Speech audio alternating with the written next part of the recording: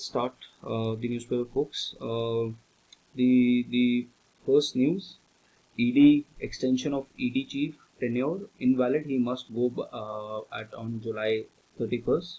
Now, this is basically a ruling by the Supreme Court which said that there was this directive and जब आप पढ़ोगे इसके बारे में you will see that there are certain writs given in Article 32. There are 5 kinds of writs that are there. In one of them is the writ of mandamus. Up under the writ of mandamus, the government, the courts can direct any particular public office or official or any particular body to do something, to act. So by the way, you should also remember not just the जो UPSC जिस तरीके के questions पूछता है वो ये नहीं पूछता सिर्फ कि कौन कौन से रिट्स हैं और वो क्या रिट्स हैं, वो ये भी कई बार पूछता है कि किसके अगेंस्ट इशू किया जा सकता है और किसके अगेंस्ट नहीं इशू किया जा सकता. So these details are even more important than even learning the writs. ठीक है. So writ of mandamus is usually against government. Usually जो government against writs use किए जाते हैं वो writ of mandamus या basically कई बार क्या कहते हैं co-warranto भी यूज कर लिया जाता है. और तीसरा जो यूज किया जाता है वो habeas corpus का कई बार यूज किया जाता है. ठीक है. But writ of mandamus issue किया गया था by mandamus was issued by the Supreme Court and it said that आपने एक्सटेंड कर दिया है this persons this thing tenure, but उसके बाद जो नेक्स्ट टू आपने जो वो एक्सटेंशन दिए हैं and his extension latest extension was till November of this year, that is invalid. So and in order to do that there were certain amendments that were done, but those amendments that were done in CVC and Delhi Special Police Establishment Act and the fundamental rules, all these extensions जो हैं these are constitutional because the court has said that we will not go into anything which is only the legal domain of the government. So and you need to read CVC as well. CVC आपको एक आपको मिल जाएगा statutory body के अंदर, आपको मिल जाएगा लक्ष्मीकांत के अंदर. देन DSPE बहुत ज़्यादा इंपॉर्टेंट क्यों हो जाता है, बिकॉज CBI की जो पावर्स हैं वो सारी की सारी DSPE से निकलती हैं. ठीक है. So if you read about CBI, all the powers that it gets, and I think some powers of even ED are derived from this DSPE Act. And fundamental rules are basically rules that are used for this operation of all these bodies. So this is what has happened. And if you see the second page of this particular news, then you will see that again, if you remember in yesterday's class I had told you about something called as FATF. यहाँ पर इस article के अंदर भी FATF का mention है. So read about this FATF organisation. इसका headquarters कहाँ पर होते हैं, what is this grey list. I have already told you about what is this grey list. तो इसका रिव्यू चल रहा है, and because of his review the government has said that we will not be able to immediately comply with the order because this person is at the helm of the ED and he is coordinating with the FATF task force. Then इसके अलावा another article that you can read or another court case that you can read is Vineet Narayan versus Union of India 1997. This is a very important in administrative jurisprudence. This particular case is very important, especially giving powers and independence to CBI. उसके लिए बहुत important है. जब भी आपके पास CBI का question आएगा, answering of your minimum tenure of a particular post का क्वेश्चन आएगा या independence of an organization का क्वेश्चन आएगा, तो आप विनीत नारायण का केस यूज कर सकते हो. So you can read the summary of it. One way to do it is you can just go to ChatGPT and उसके बाद इसकी समरी निकाल लो इसकी. तो that is another way to do it. नहीं तो iPleaders करके एक वो है वेबसाइट है, लॉ सीखो वालों की है. You can research on that as well. आपको एक पेज में आपको पूरी समरी मिल जाएगी. This is an important case for you to understand. Then yeah, that's about the entire case. Then the other news which is there is GST Council 28% tax on online gaming, casinos and horse racing.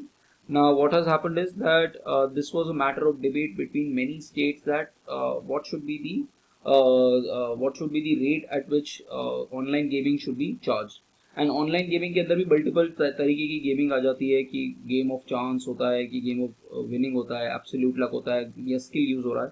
तो irrespective, not going into all these details, if it is an online gaming platform like dream 11 हो गया, या फिर आपका माई circle 11 हो गया, या कोई रमी आप खेल रहे हो, any of these online gaming platforms, it is said that 28% on the face value will be done.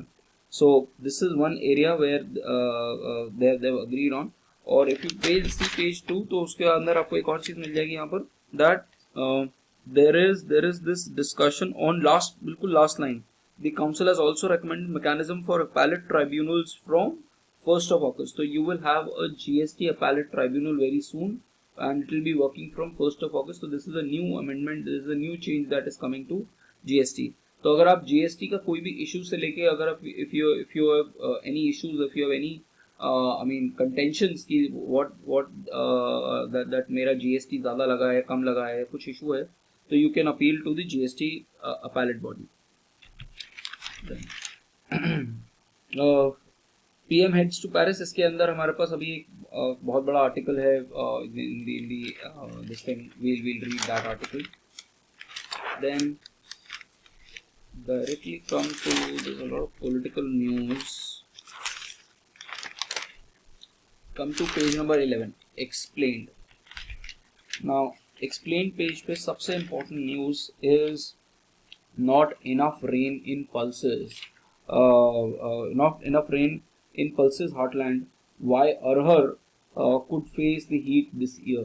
Now first of all, ये मैंने आपको पहले भी बताया हुआ है, all MSP items, सारी की सारी MSP items आपके टेबल की साइड पे कहीं पर लगी होनी चाहिए. Every second year UPSC MSP के ऊपर क्वेश्चन पूछता है. It's a favourite question, it's one of the favourite question. दो क्वेश्चन हमेशा आते हैं, हर साल आते हैं, नेक्स्ट ईयर भी आएंगे. मैं आपको पहले ही बता रहा हूँ कि क्लियर वर्ड्स में दो क्वेश्चन आपके पास पहले बता रहा हूँ. एक मॉनेटरी पॉलिसी पे क्वेश्चन जरूर आता है, कहीं ना कहीं मॉनेटरी इकोनॉमिक्स से रिलेटेड. जैसे इस साल जो क्वेश्चन मॉनेटरी इकोनॉमिक्स से रिलेटेड आया था, वो आया था कि फॉरेन उसको लेके कि जो था कि if someone is raising the interest rate, if US और बाकी सारी कंट्रीज इंटरेस्ट रेट रेज कर रही है, तो उसका इंपैक्ट इंडिया पे क्या हो रहा है. ऐसा एक क्वेश्चन आया था, असर्शन एंड रीजनिंग वाला. और दूसरा क्वेश्चन आया था एक एमएसपी की किसी आइटम को लेके, जो ऑयल, लिंटल ऑयल या किसी ऑयल को लेके आया था. हर साल विदाउट ब्रेक क्वेश्चन आ रहे हैं इसके ऊपर.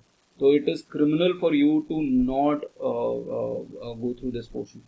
तो ऑल दी 24 आइटम्स जिसके ऊपर एमएसपी मिलता है, you should know about these items, you should know the pattern of those items, especially pulses को लेके. पल्सेस की सारी टाइप्स कौन सी हैं, पल्सेस के सारे मेजर ग्रोइंग एरिया, हर तरीके के पल्स का major growing area, what is the environment in which that pulse, what is the kind of environment that pulse requires, what is the kind of climate that pulse requires, or and who's the major producer. तो pulses के ऊपर तो आप काम कर सकते हो, और कौन सी पल्स जो है वो खारिफ है, कौन सी पल्स जो है वो राबी, और ये सब खारिफ और राबी आपको वैसे भी करना है फॉर ऑल एमएसपी आइटम्स. ठीक है. Now so again folks, prelims के अंदर भी they are very predictable, some questions are very predictable, so therefore you can't go wrong in this predictable portion. Now let's talk about this particular article. What this article says is that जो हमारा total sown area है under pulses जो है वो it has reduced by around 17-18% if we compare it till last year. जुलाई 9 तक का अगर हम देखें डेटा from last year, तो हमने last year 56 lakh hectare grow किया था, सो किया था, और अभी तक 46 हुआ है. And it's because of the fact कि जो स्पेशल डिस्ट्रीब्यूशन है रेन का, ये हमने कई बार बात करी है एडिटोरियल के पेजेस में भी. ओवरऑल हो सकता है कंट्री जो है अब आपकी रेनफॉल जो है वो अब सफिशिएंट हो जाए, बट जो स्पेशल डिस्ट्रीब्यूशन है रेनफॉल की, वो बहुत ज़्यादा मैटर करता है.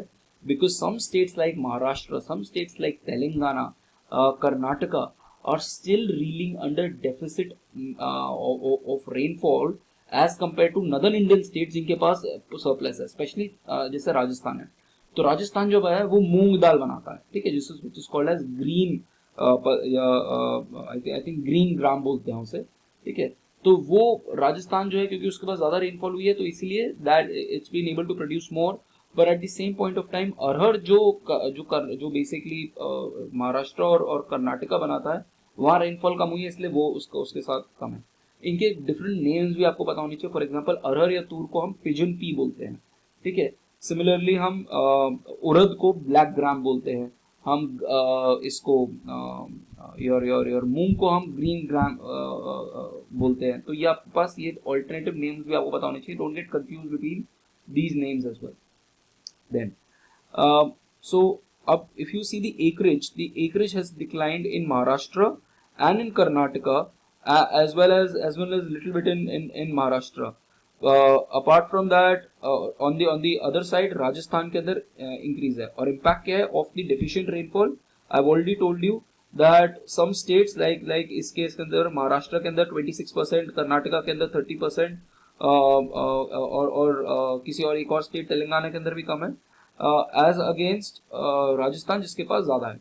अब लेट्स टॉक अबाउट तुर विच इज पिजन पी या अरहर।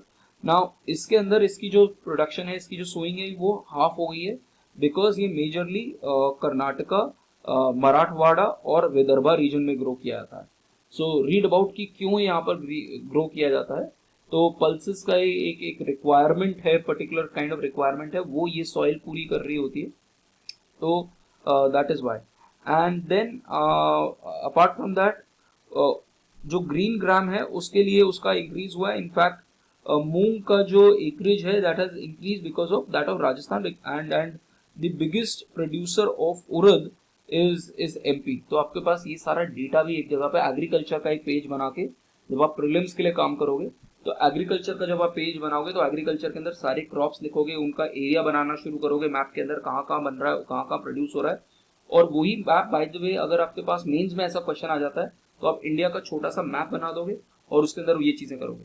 सो ये जो फैक्टर्स है ना, ये बहुत ज्यादा इंपॉर्टेंट होंगे। That's why I am keep telling you again and again that see Ishita Kishore's answer copies, see rank 2 answer copies, rank 3, ये जो 5-6 रैंक्स के इनके आंसर कॉपीज उठा के रख लो अपने पास, so that you keep looking at them and seeing कि अच्छा ये इस तरीके से प्रेजेंट करना है, this is the benchmark that I need to reach.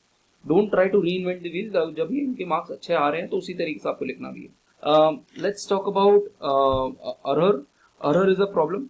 Now moong and urad are relatively again something which is important for geography and economics. Moong and जो उड़द है that are relatively short rotation crops. They are basically 65 to 75 days के अंदर हो जाता है, and Son during kharif, और bye सितंबर अक्टूबर तो इसकी आप हार्वेस्टिंग कर सकते हो।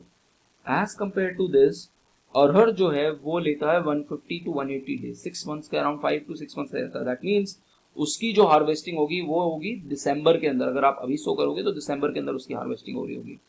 And it is cultivated mostly with soybean, cotton and moong and urad के साथ में। So that is what is required. और आज की डेट के अंदर arhar becomes even more problematic अगर रेनफॉल अभी नहीं हुई है तो उसके बाद आप, और अगर अरहर को सिंपल वो इतनी अमाउंट ऑफ रेनफॉल पूरा अगर एल नीनो का इम्पैक्ट बाद में आके हो जाता है तो अरहर के ऊपर फिर प्रॉब्लम होनी शुरू हो जाएगी। So these farmers are basically are basically afraid कि should we plant in arhar और नॉट। और अरहर को प्लांट करने का जो डेडलाइन टाइप होता है वो 31 जुलाई होता है। उसके बाद आप अरहर को यूजली आप नहीं कर सकते क्योंकि इसको 6 महीने चाहिए, आपको हार्वेस्टिंग भी करनी है। So this is what is given that desperate for rain. अगर आप देखोगे arhar is largely a rain fed crop, hardly 8% of the total area coming under irrigation. तो बेसिकली उसमें इरिगेशन फैसिलिटीज यहाँ अवेलेबल नहीं है। It is relatively long duration, 5 to 6 months, and requires couple of good showers. And उसको sow करने के लिए भी 100 mm ऑफ रेनफॉल चाहिए होती है, so that the soil has adequate moisture. और अगर उसको आपने सफिशिएंट मॉइस्चर के साथ में अगर आपने उसको नहीं किया तो बाद में उसके साथ में प्लांटेशन ग्रो नहीं करेगी, और अगर उसके साथ में प्लांटेशन नहीं ग्रो करेगी तो अरहर की क्रॉप के ऊपर पेस्ट जो है अटैक कर सकते हैं। तो that is what is written in this particular article. It's a very important article for you, for your economics and your regional geography, your resource geography as well। ठीक है। तो अगर आप मेंस के सिलेबस में भी देखोगे तो मेंस के सिलेबस में भी आपको एक आइटम मिल जाएगी which is resource geography. So let's talk about the other news. Extreme rain events in July. Now extreme इस आर्टिकल के अंदर सबसे इंपॉर्टेंट चीज है that how does IMD define extreme rain event. IMD defines the extreme rain event if any particular area gets more than 205 millimeter of rainfall within a period of 24 hours. That is recorded as extreme rainfall. So now the issue is that जब हमने starting करी थी अपने season की तो हम deficit चल रहे थे 50% ऑफ रेनफॉल पे. फिर क्या हुआ, फिर आया Biparjoy. Because of the coming of Biparjoy the northern India again faced a lot of rainfalls. उनको उसकी वजह से स्पेशली राजस्थान को रेनफॉल्स मिलनी शुरू हो गई. अब because of the confluence of two systems, western disturbances as well as the rainfalls from the south west monsoon, the entire northern region has got a lot of rainfall. But अभी भी इसका जो special distribution है वो बहुत extreme है. If you see the graph, तो चंडीगढ़ और योर लद्दाख और your Himachal Pradesh, these are the areas जहां पर रेनफॉल जो है वो बहुत ज्यादा हुई है. नाउ रेनफॉल ज्यादा होना अपने आप में प्रॉब्लम नहीं होता, but the problem is the kind of management on ground. In terms of hilly regions, excess rainfall has becomes even more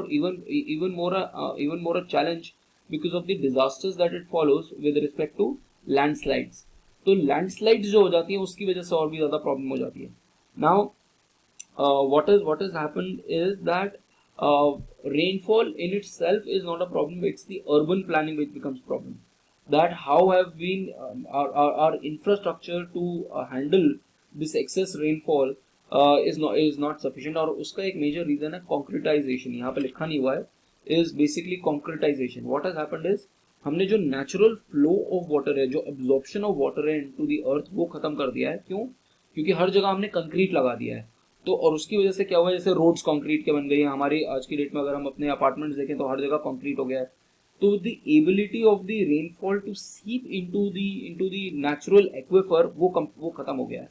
and कॉन्क्रीटाइजेशन की वजह से क्या हो गया, ये सारा का सारा वाटर एक जगह पे चला जाता है. And the storm drains are not, and the city infrastructure to handle this kind of rainfall is not sufficient enough. तो मास्टर प्लानिंग के अंदर प्रॉब्लम है, और वो जो कंक्रीटाइजेशन है that becomes a problem. The other thing is after 2013 Uttarakhand का tragedy, there has never been an year in India जहां पर कोई ना कोई रेनफॉल को लेके इशू ना आ रहा हो. हर साल कुछ ना कुछ इशू आया, वेदर इट्स चेन्नई फ्लड्स और इट्स केरला फ्लड्स और इट्स असम फ्लड्स. तो हर साल असम में फ्लड्स आते हैं. तो these are typical issues which shows that हमारे यहाँ पर रोल ऑफ क्लाइमेट चेंज जो है बहुत ज़्यादा हो गया है. And the best example for this is, अभी हम कुछ महीने पहले हीट वेव्स के बारे में बात कर रहे थे, एल नीनो के बारे में बात कर रहे थे. अब हम रेनफॉल के बारे में बात कर रहे हैं, फ्लडिंग के बारे में बात कर रहे हैं. फिर वापस अभी जब ये सीजन खत्म होने तो फिर देखो वापस क्या कहते हैं, असम के अंदर फिर फ्लड्स आ जाएंगे, फिर वापस रेनफॉल के. तो एक्सट्रीम क्लाइमेट इवेंट्स के आप ये सारे एग्जाम्पल्स लिखोगे तभी आप दिखा पाओगे कि क्लाइमेट चेंज का इम्पैक्ट हो रहा है. And we need to make our city, especially urban areas, to be resilient to these factors. तो हम किस तरीके से इसको रेजिलियंट कर सकते हैं. So this is another article that you can read. Now the next article is moon south pole, why Chandrayaan 3 will go where no craft has ever landed. Now अब यहाँ पर इंडिया का जो ये है, ये साउथ पोल पे जा रहा है. इसके साउथ पोल पे अभी तक कोई नहीं गया. यूजली इक्वेटर वाले रीजन में जो होता है मून के, उसमें यूजली सारे लैंड करते हैं. साउथ पोल के साथ प्रॉब्लम इशू क्या है, जो मून का एक्सेस है, जैसे हमारा जो एक्सेस है वो to the plane of the orbit is 23.5. अगर आप सन के साथ का जो ऑर्बिट देखोगे हमारा, उसके उस ऑर्बिट के अगेंस्ट हमारा जो अर्थ का एक्सेस है 23.5 डिग्रीज पे. And because it is very important folks, ऐसे कई बार कंसेप्चुअल क्वेश्चन पूछ लेता है यूपीएससी कि बिकॉज इट्स एट 23.5 डिग्री, इसीलिए आपके पास सीजन आते हैं. जो सीजन्स हम फेस कर रहे हैं, अर्थ जो सीजन्स फेस कर रहा है, it's because of this tilt that we have. और इस टिल्ट की वजह से ही 6 मंथ्स हमारा नदर्न हेमिस्फीयर और 6 मंथ्स फिर सदर्न हेमिस्फीयर पे पेरिनियल हमारा या तो वो रहता है, या तो डार्कनेस रहता है या लाइट रहती है. ठीक है. सो अब बट मून के साथ में क्या है, मून का जो एक्सेस है वो ओनली 1.5 डिग्रीज है. एंड बिकॉज इट्स 1.5 डिग्रीज, उसका जो पोल्स है उसके ऊपर आपके पास कभी सनलाइट पहुंचती ही नहीं है. And it is completely frozen, and because it's completely frozen and it's completely dark, it can also store the history of or और the history of the entire solar system. तो वहां पर जाके अगर आपका ये जो रोवर है जब आके एक्सकवेशन करेगा और जो सैंपल्स उठाएगा, वहां से आप देख सकते हो कि मे बी वाटर का आपके पास वहां पर आप मिल सकता है, आपको थोड़ा वाटर का एलिमेंट मिल सकता है, जो चंद्रयान 1 ने निकाला था कि वाटर का मॉलिक्यूल्स आपको मिल गए थे। और यहाँ पर आप डिग कर सकते हो, you can get into the scientific history of the solar system because it will be preserved in this particular area because of the cold environment that is there. So that is why we are going to the south pole of moon. Then you can read why Turkey is opposing Sweden's bid to NATO alliance. With respect to this, I have already taught you in the last 2-3 months something called as Finlandization. अगर आपने ये नहीं सुना है तो please read about this. Finland was the latest country to join NATO. Typically for the last 100 years, or not the last 100 years, for the last so many years, Finland has been a country which has stood by in all the world wars and during even during the Cold War era. It had neither supported NATO, मतलब वो ना तो NATO के पास गया, ना वो eastern, ना तो वो USSR के ब्लॉक में गया. And that strategic independence that Finland had with respect to world affairs was called as Finlandization. Please read about this particular concept. But now Finland has already joined NATO because of the fact that that these countries are wary of the actions that Russia can take, and even this country Sweden is planning to take it up, but at the same point of time two countries have opposed Sweden's inclusion. One is Turkey, the other is Hungary. Turkey इसलिए because a lot of मतलब Turkey को issues है कि कुछ ना कुछ लोग जो हैं, कुछ कर्डिश पॉपुलेशन जो है जो टर्की के अगेंस्ट काम करती है, वो स्वीडन में रहती है, स्वीडन उसके लिए कुछ नहीं करता है. So that is the reason why pro Kurdish anti Erdogan is the basically the president of this particular country. So the president of this country. So because of that, this Turkey is not supporting Sweden's alliance to Sweden's bid to join the NATO alliance. Then come to weathering it out. Weathering it out is again an article which is very similar to जो हमने article अभी पढ़ा explained page पे. Again it says कि हमारे यहाँ पर क्या कहते हैं, कभी कभी इंटेंस बर्स्ट ऑफ रेन हो रही है, कभी ड्राई स्पेल्स हो रहे हैं. एंड उसके बाद 2016, अगर if you see the last line of the first paragraph, after Uttarakhand disaster of 2013 not a single year has passed without experiencing at least one intense rainfall event that has resulted in a large scale flooding, and there have been several warnings out about it. Chennai 2015, Kerala 2018, Bihar 2019, Bengaluru last year, and Assam almost every year. तो ये statement भी आप use कर सकते हो to give credence to that idea कि climate change का impact कैसे पड़ रहा है. Then at the same point of time, natural water sinks जो हैं, wetlands, marshes, lakes, ये सब हम खत्म कर रहे हैं. यही मैं बोल रहा था, concretization जो आप कर रहे हो, आपने ये सारी चीजें खत्म कर दी हैं. अब इसमें आप एक एग्जांपल यूज कर सकते हो of an individual. There's someone called as Pondman, India's Pondman. I'm following him up on LinkedIn पे, वो है, मैं उसका नाम भूल रहा हूँ. Just search about this man and you can give an example of this in ethics या essay. He is one person जो इंडिया में different regions में जाके ये natural aquifers जो है उनको revive कर रहा है. It's a very good example of in ethics and essay. Use that. Then उसके अलावा हमारा जो municipal administration है, it is inept because all this water gets trapped into a very small region, and उसकी वजह से urban flooding होती है. And basically this flooding that is happening is because of anthropogenic regions. It is not a natural reason. ये आपने खुद बनाया हुआ है. So we need to basically mitigate against this anthropogenic factors which is causing floods. But in the hilly terrains we need some kind of a system. अगर rainfall ज़्यादा है तो we need some kind of a system जो immediate level पे हमें at least ये landslide से पहले warning system दे दे. Already इसके ऊपर development की बात हो रही है, but it's not giving a sufficient warning system beforehand. That is the article that it talks about. So read this article. Then unfreeze the value. I've asked you to read the article that was there and explained yesterday, जो 370 का किस process में abrogation हुआ था. वो technical process आपके लिए important है, बट उससे भी ज्यादा इंपॉर्टेंट ये है उसके अंदर दी कलरेबल लेजिस्लेशन वाली चीज थी कि कैन. तो बेसिकली उन्होंने क्या किया था, because yesterday I did not have time to explain you this. What the government did was, जो JNK के लिए जो स्पेशल प्रोविजंस थे आर्टिकल 200 370 उसमें था कि कोई भी आर्टिकल, कोई भी क्या कहते हैं conditionality of the constitution of India will not be applicable to JNK automatically.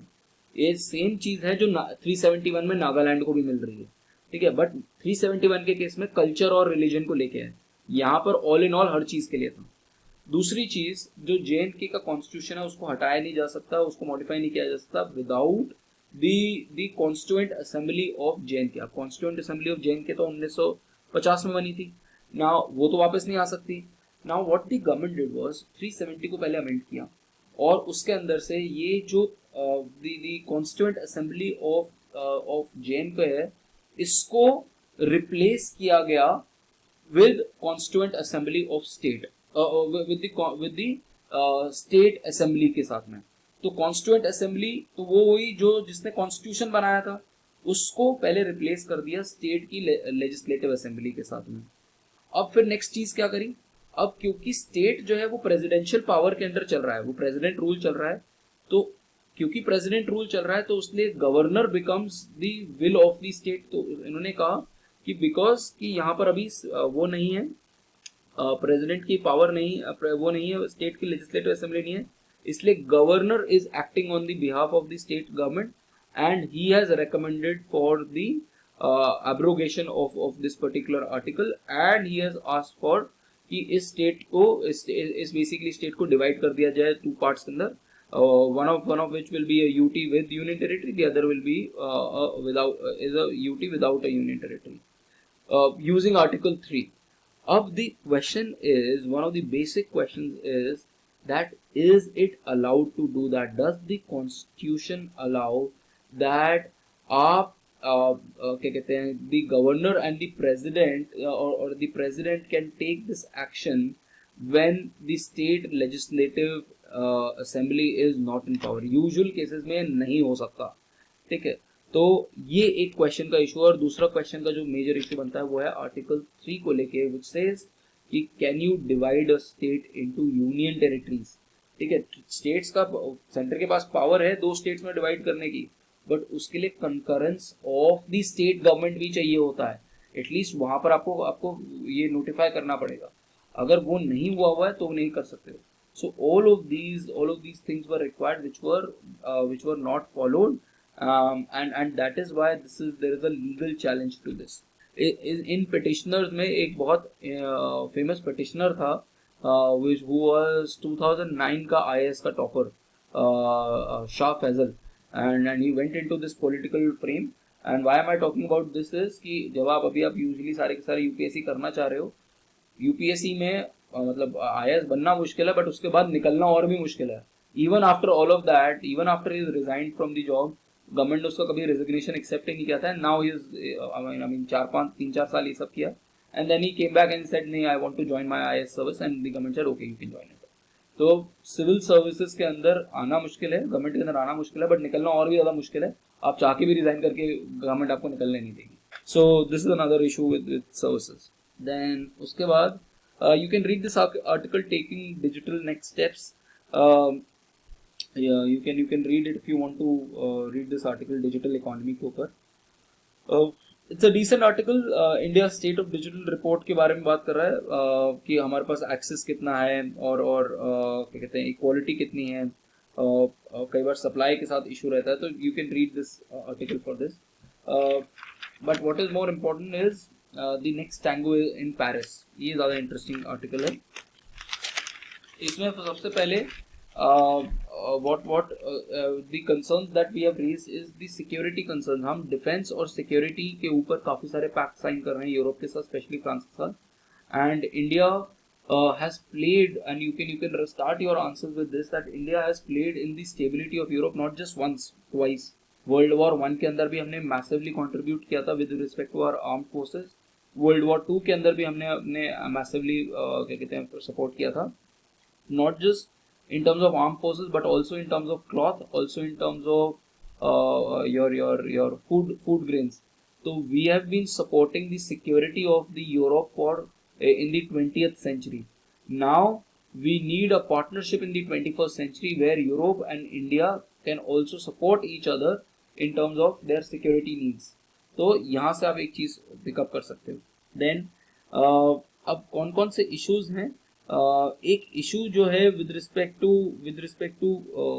France is that France में जो मैक्रोन है he is talking about that अभी कुछ महीने पहले इसने एक स्टेटमेंट दिया था that we are not a vassal of US, we have independent policy. तो ये वैसलाइजेशन क्या है, VASSAL पढ़ना, vassalisation. What is this vassal, कि हम यूएस के जरूरी नहीं है what is good for US is also good for Europe. ये इन्होंने स्टेटमेंट दिया था. And he met and went to China एंड इन्होंने प्रो चाइना चीजें बोली थी और ये भी बोला था कि the Europe should not interfere into Taiwan China relations.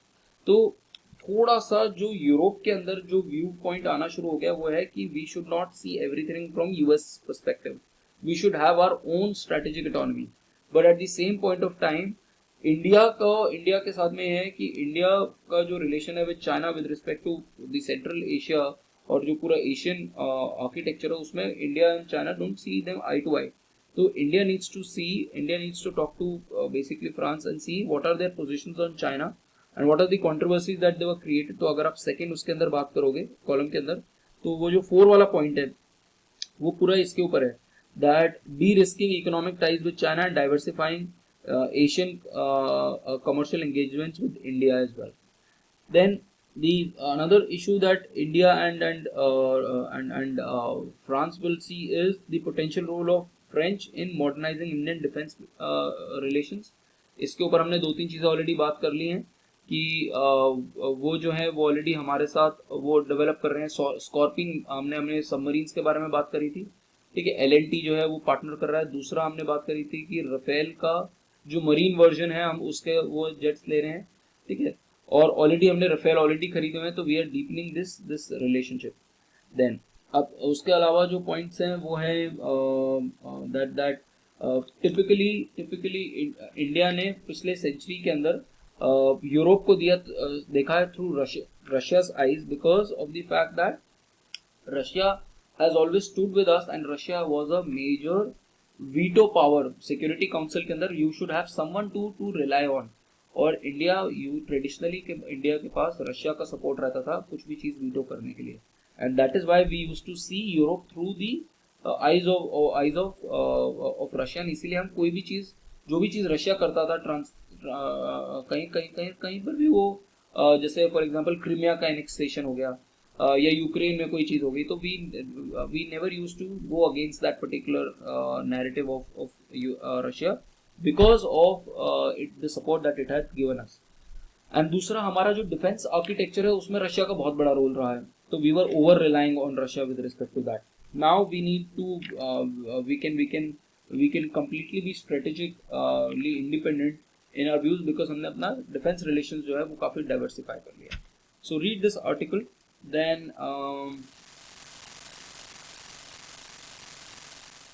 if you want to read, you can read on Kashmir BJP must heed Atal.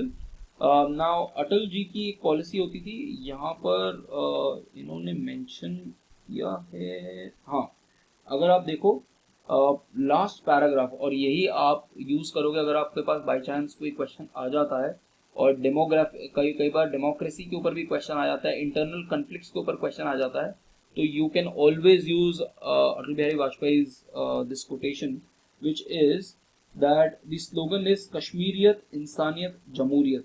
तो intensive culture of Kashmir, humanitarianism and democracy. This was what was promised by Atal Bihari Vajpayee ji to basically the Kashmiris. तो ये जो आपको होना चाहिए major Planck होना चाहिए. और हमने कई बार बात करी है रिमेंबर एक आर्टिकल हमने पढ़ा था जिसमें हमने बात करी थी that without the help of people you will not be able to win this war, और हमने एक बात करी थी पीर पंजाल स्काउट्स की, वो एग्जाम्पल हमने बात करी थी। आई हैव ऑलरेडी टोल्ड यू कि आपको वो एग्जाम्पल कोट करना है। अगर आप कश्मीर को सॉल्व करना चाहते हो तो आपको वहाँ के लोगों को you will need to win the people, people's heart and mind. Only then these people will support you. तो 1990s में when you were going in 2000s में when you were going I mean against this insurgency वाले लोगों के against जब आप जा रहे थे, तो you had these people, Peer Panchal scouts were there with you, which were helping you. And but now if you do not get the support of the locals, then you will see that जैसे जम्मू के अंदर हो रहा है, that 370 के बाद जम्मू के अंदर सबसे ज़्यादा अटैक्स होने शुरू हो गए। So it's because the people are not supporting you. So that is why you need to take care of the human intelligence part. इसको हम बोलते हैं human INT, human intelligence, और human intelligence will only be there if you have support of local people. So this article is very important for you. Then come to the economy page. Economy page पे South Korea's SK Hynix is looking for setting up of packaging plant in India. Again वही same चीज, I am expecting a question definitely this year on my on this thing chip making और ये जो what is this called as semiconductors. So semiconductor industry के ऊपर I am expecting a question. I've already told you what are the requirements of semiconductor. आपको technological partner भी चाहिए, technological partner है जो चिप का डिजाइन करेगा। मैं आपको कल लास्ट क्लास में भी एक्सप्लेन करा हुआ है, चिप का डिजाइन इज अलग डिफरेंट थिंग एंड चिप का manufacturing is different thing, and why is it very expensive, what requirements are needed, और उस सब के लिए यू हैव ऑलरेडी माइक्रोन जो एंटरप्राइजेज है from US is coming to Gujarat now. Vedanta has already applied for, Vedanta वाला एक सेपरेट है, और Foxconn now maybe is planning to have a separate entity in itself, वो अपना खुद का करेगा। And the South Korean chip maker is also considering to come to India. So you can read about this particular scheme that is there of PLI scheme, semiconductor की जो scheme है उसके बारे में आप पढ़ सकते हो। The center's incentive scheme for semiconductor is total worth $10 billion, offers capital subsidies in tune of 50% to the total project of setting up assembly and testing plants. तो इसके ऊपर पूरा आप पढ़ सकते हैं। Then the other thing, other article, India explores liquefaction units in Iraq to convert flared gas into LNG. Now what is this gas flaring? Now gas flaring is basically, और ये climate change के लिए important हो जाता है कि when you are क्या कहते हैं, जब आप ये oil and gas का production करते हो तो उस टाइम पे unwanted जो unutilized जो natural gases होती है, जब आप उसको बर्न करते हो तो अगेन पोल्यूशन होता है। But there is a way to capture all of this, जब आप इसको बर्न कर रहे हो इसको आप कैप्चर कर सकते हो और इसको आप लिक्विफाइड नेचुरल गैस के अंदर कन्वर्ट कर सकते हो। सो जो बाय प्रोडक्ट बन रहा है आपका ऑयल बनाने के लिए, उसको भी आप कैप्चर करके उससे भी आप एलएनजी बना सकते हो और एलएनजी आप एक्सपोर्ट कर सकते हो। अब इराक के पास ये टेक्नोलॉजी नहीं है to capture this flaring gas, India के पास ऑलरेडी ये है। Now India is trying to set up its base in Iraq to basically capture this flaring gas and then convert it into LNG and then getting it exported. Why? Because India का जो natural gas का share है वो अभी 6% है। आपके energy mix के अंदर जो natural gas है वो 6% है, and by 2030 we wanted to increase it to 15%। जो last paragraph अगर आप इस article का पढ़ोगे तो उसमें ये है, और इससे हमारा जो ऑयल का जो कंजम्पशन है वो भी हमारा कम हो जाएगा, डाइवर्सिफाई भी हो जाएगा base, and this gives us a major source.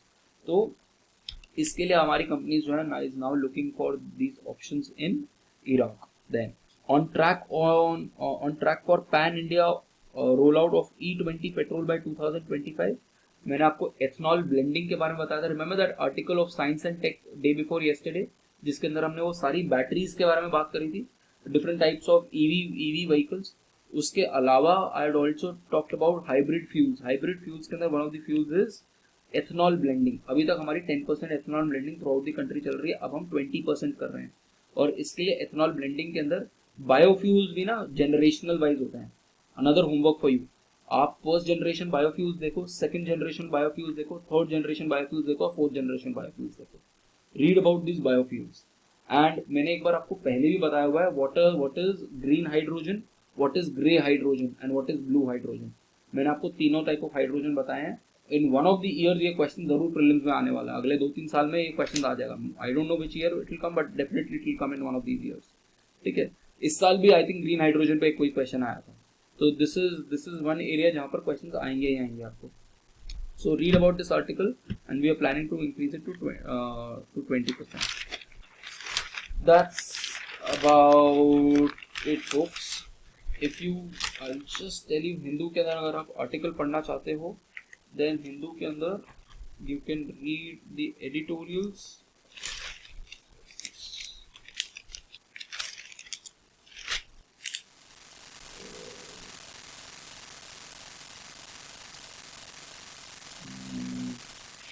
You can read about this article, green washing.